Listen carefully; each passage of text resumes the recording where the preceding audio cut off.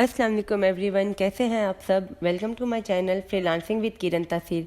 आज की वीडियो में मैं बात करने वाली हूँ अपने से सबसे ज़्यादा पूछे जाने वाले सवाल पर कि सोशल मीडिया मैनेजमेंट से हम कितनी अर्निंग कर सकते हैं। तो एज अ पाकिस्तानी आज मैं आपको डिटेल से गाइड करूँगी कि पाकिस्तान में रहते हुए आप सोशल मीडिया मैनेजमेंट से कितनी अर्निंग कर सकते हैं। तो चलिए वीडियो स्टार्ट करते हैं।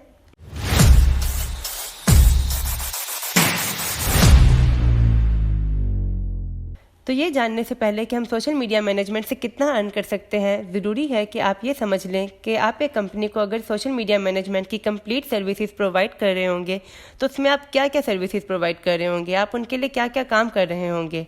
तो उसके लिए मैंने ये एक चार्ट बनाया है, आप देख सकते हैं। सबसे पहले हमें क्या प्रोवाइड करना होता है, जब भी हमें कोई कंपनी असाइन करती है तो सबसे पहले हम उसकी कंपटीटर रिसर्च करते हैं। ठीक है, कंपटीटर रिसर्च में हम क्या करेंगे, हम उनके सारे कंपटीटर्स को इंस्टाग्राम से, गूगल से उनकी पूरी रिसर्च करेंगे और देखेंगे कि वो किस तरह का काम कर रहे हैं, किस तरह की पोस्ट अपलोड कर रहे हैं, किस तरह का अपनी एड्स चला रहे हैं, मतलब उनकी पूरी हम रिसर्च करेंगे कंपटीटर की। उसके बाद हम क्या करेंगे, उसके बाद हम उनकी सोशल मीडिया ऑप्टिमाइजेशन करेंगे। सोशल मीडिया ऑप्टिमाइजेशन में आप उनके जोन से भी सोशल मीडिया अकाउंट्स हैंडल कर रहे होंगे, जैसे कि Facebook, Instagram, TikTok, YouTube, Snapchat, यानी जो भी ट्विटर, आप जो भी उनका सोशल मीडिया हैंडल कर रहे होंगे आप उनको प्रॉपर ऑप्टिमाइज करेंगे।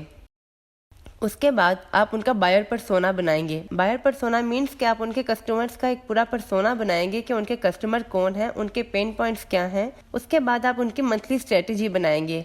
आप कोई भी उनका काम शुरू करने से पहले आपने क्या करना होता है, आपने उनकी कंप्लीट स्ट्रेटेजी बनानी होती है, क्योंकि जब हम एक स्ट्रेटेजी बना लेते हैं तब हमें पता होता है कि हमने आगे अब काम किस तरीके से करना है।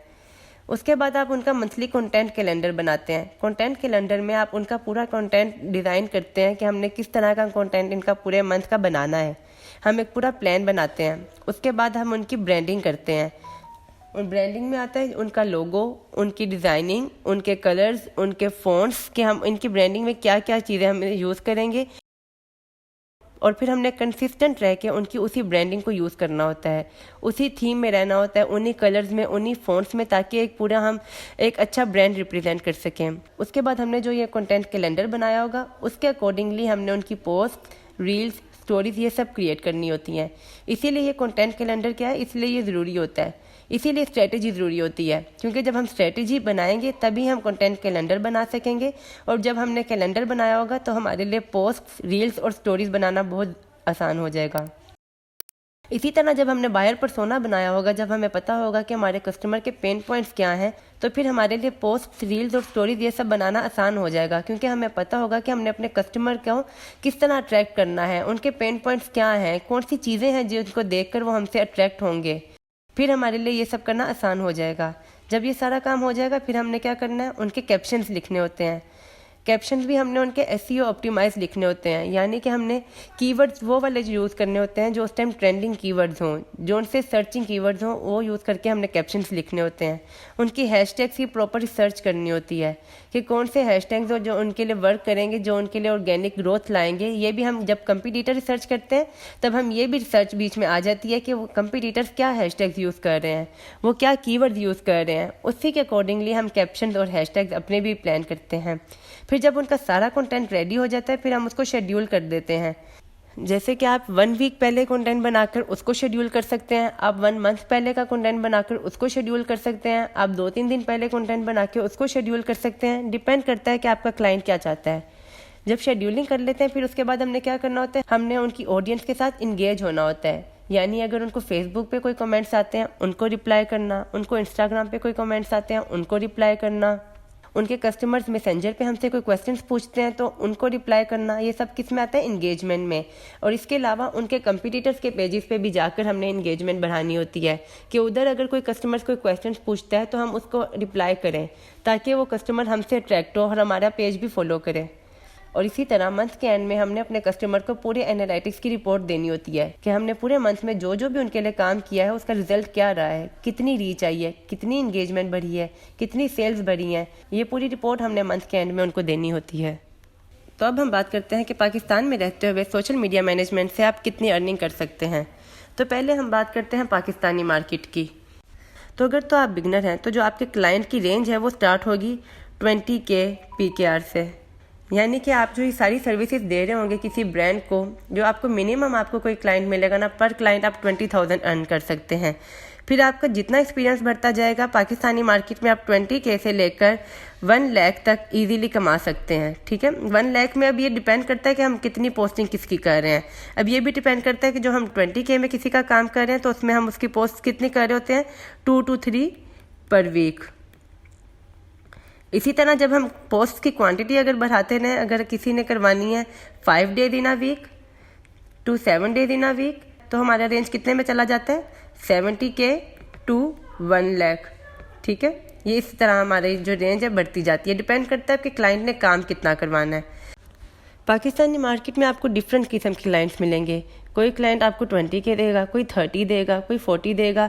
यानी कि अगर आप माइंड रखें कि आप 20K से लेकर 1 लाख, बल्कि मैं आपको कहूँगी कि 1.5 लाख तक भी कुछ लोग दे देते हैं। मतलब आप इतना आप अर्न कर सकते हैं पाकिस्तानी मार्केट में 20K से लेकर 1.5 लाख तक, डिपेंडिंग ऑन योर एक्सपीरियंस। ठीक है, डिपेंडिंग ऑन योर एक्सपीरियंस कि आपका पोर्टफोलियो कितना अच्छा है।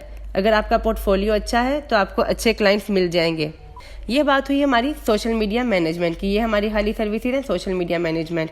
इसी तरह अगर हम मार्केटिंग की सर्विसेज भी दे रहे हैं, मार्केटिंग में हम उनकी Facebook, Instagram ads, Google ads, यानी जितनी भी एड्स का उनका है मार्केटिंग भी हम उनकी कर रहे हैं, तो मार्केटिंग की भी बहुत अच्छी पे होती है।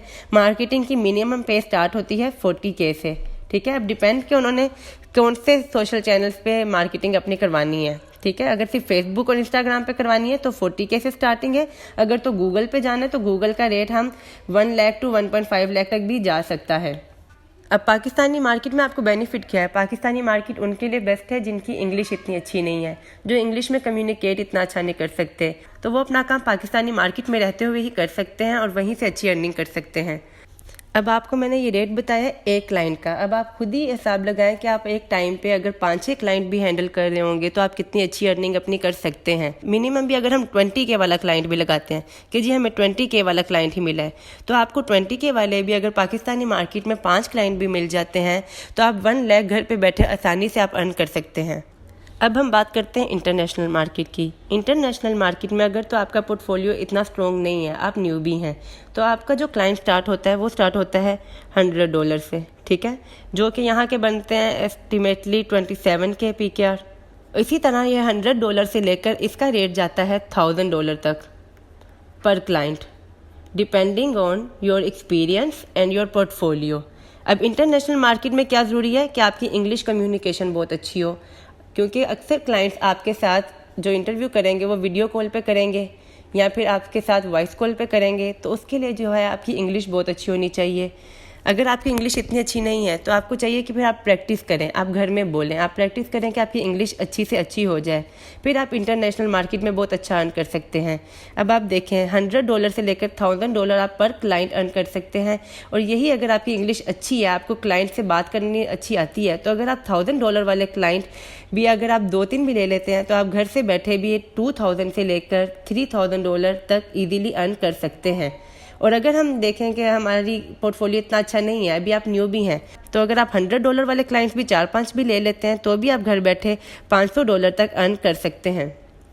तो ये सब डिपेंड करता है कि आपकी कम्युनिकेशन कितनी अच्छी है, आपका पोर्टफोलियो कितना अच्छा है, आपकी इंग्लिश कितनी अच्छी है। इसी बेसिस पे आपकी जो अर्निंग है वो डिपेंड करती है कि आप कितना अर्न कर रहे हैं। ऐसे ही इंटरनेशनल मार्केट में भी अगर आप मैनेजमेंट के साथ सोशल मीडिया मार्केटिंग की भी सर्विसेज दे रहे हैं तो उसी के अकॉर्डिंगली आपके जो रेट है वो बढ़ते जाएंगे। तो ये मैंने आपको बता दिया कि आप मिनिमम से लेकर मैक्सिमम तक कितना अर्न कर सकते हैं सोशल मीडिया से। ये रेट्स मैंने आपको बताया पर क्लाइंट।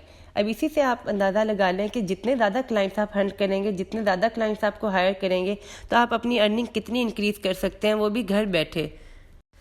अब एंड पे आपको एक और चीज़ बता दूं, अगर आपको लगता है कि आप ये सब चीज़ें नहीं कर सकते, ये सब आप मैनेज नहीं कर सकते, तो अगर आप सिर्फ ये सीख लेते हैं ना, पोस्ट की डिज़ाइनिंग, रील्स बनाना, स्टोरीज बनाना, आप सिर्फ ये सीख लेते हैं ना, तो आप इससे भी अर्निंग स्टार्ट कर सकते हैं। आपको बहुत से क्लाइंट्स ऐसे मिल जाएंगे जिन्होंने अपनी सिर्फ पोस्ट वगैरह की डिज़ाइनिंग करवानी होगी, रील्स बनवानी होगी, स्टोरीज बनवानी होगी, वो भी आपको बड़ा अच्छा पे कर देते हैं। जो मिनिमम रेट उसका स्टार्ट होता है ना, उसका जो मिनिमम रेट स्टार्ट होता है वो 500 पर पोस्ट से स्टार्ट होता है, 500 पर पोस्ट।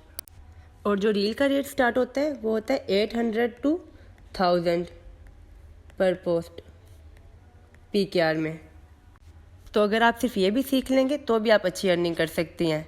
और साथ अगर आप ये सीख लेंगे कि कैप्शंस कैसे लगाने हैं, हैशटैग्स कैसे, शेड्यूलिंग, यानी इतना काम सीख लेंगे तो भी आपकी अच्छी अर्निंग हो जाएगी कि आप उनकी सिर्फ पोस्ट बना रही होंगी, उनके कैप्शंस हैशटैग्स लगाकर उनकी शेड्यूलिंग कर रही होंगी। आप सिर्फ इतना काम करेंगे तो भी आपकी अच्छी अर्निंग हो जाएगी।